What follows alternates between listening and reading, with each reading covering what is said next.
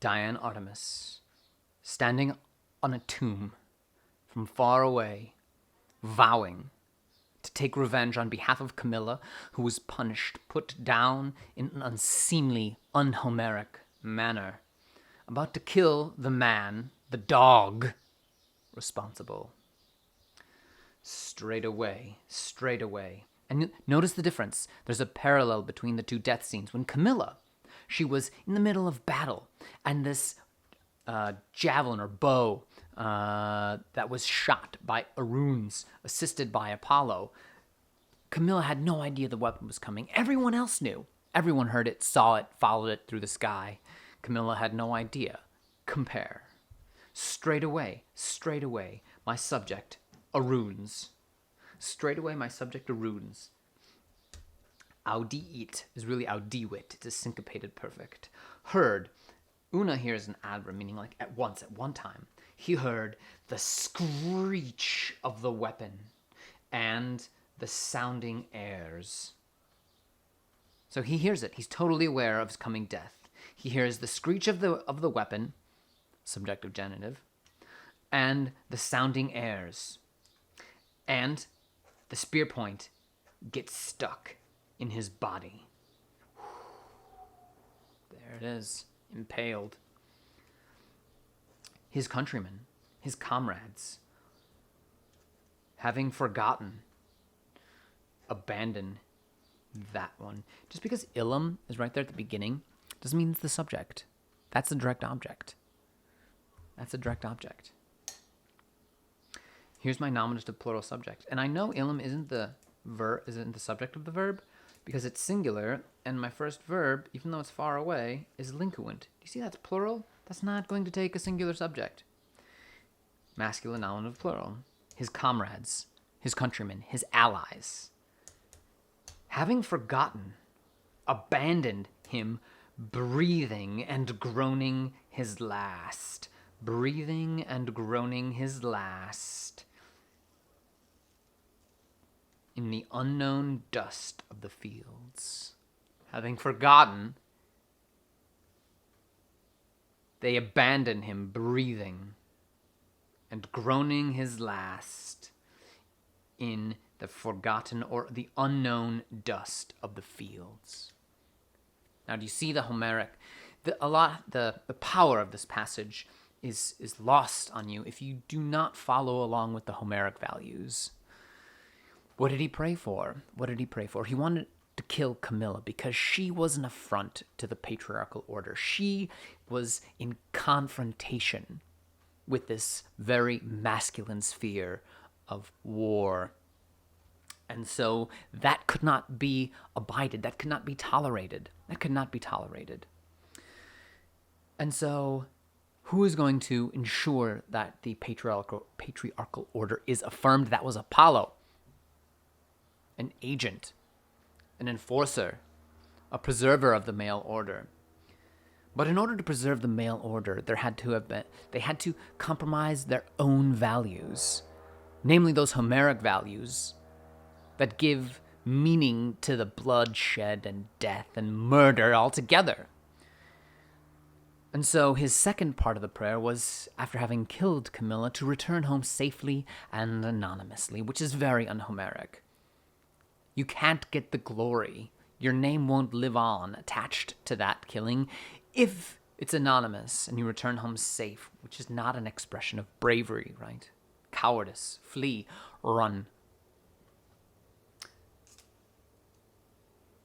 One of the worst kinds of deaths a Homeric hero can die is to die forgotten, where funeral rites are not observed.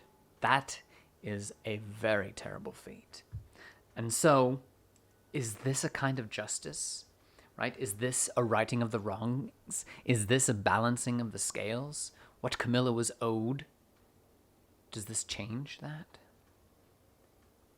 But this is the way justice plays out in the Homeric world.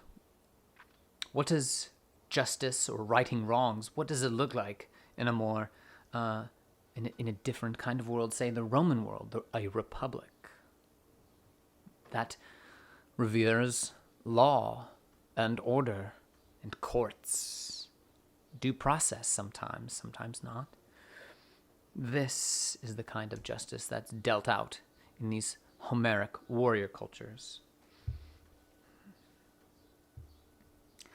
Now sometimes opus, that's taken as nominative. It's hard to tell.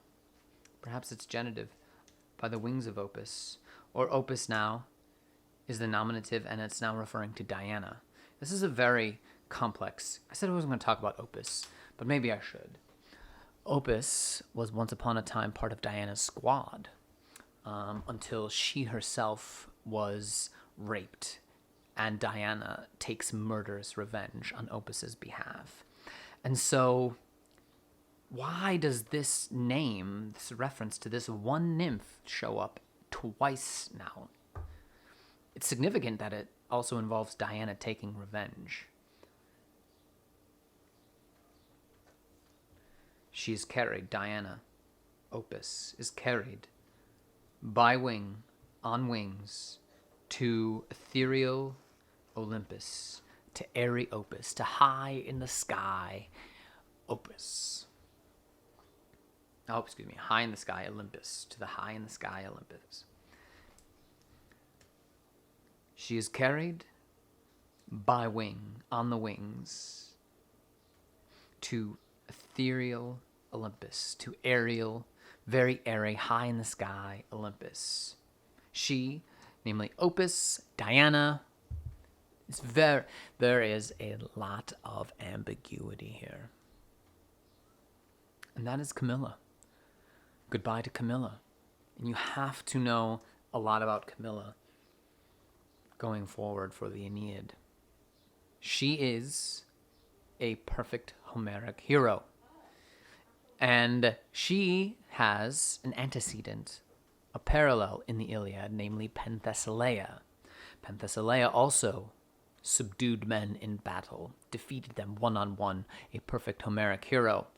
Now that, of course, was a threat to the male order, but it gets resolved because Achilles challenges her one-on-one, single combat, Homeric style, and kills her.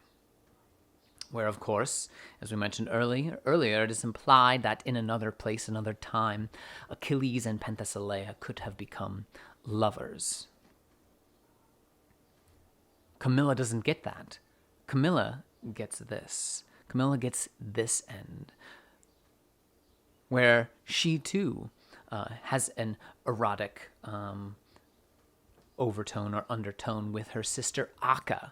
Sister Acca, another Amazon, which in Roman literature, same-sex relationships between women is taboo.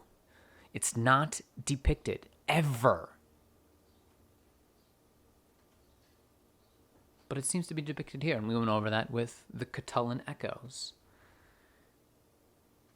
So it is like the Iliad, but then it is totally unlike the Iliad in very important ways. And you might witness this and say, well, there's justice for Camilla. Is that justice? Is that what justice should look like? It's pretty violent and depends on the supernatural, right? A goddess. Aeneas, who is the main character in this, we didn't get a lot of time with him because of COVID corona, but he's not supposed to be like any of these heroes. He is on a mission from the gods. He's on a mission from the gods to establish Rome, an eternal city, an empire without end. And you cannot do that. You cannot establish an empire without end if you get trapped in these kind of Homeric cycles.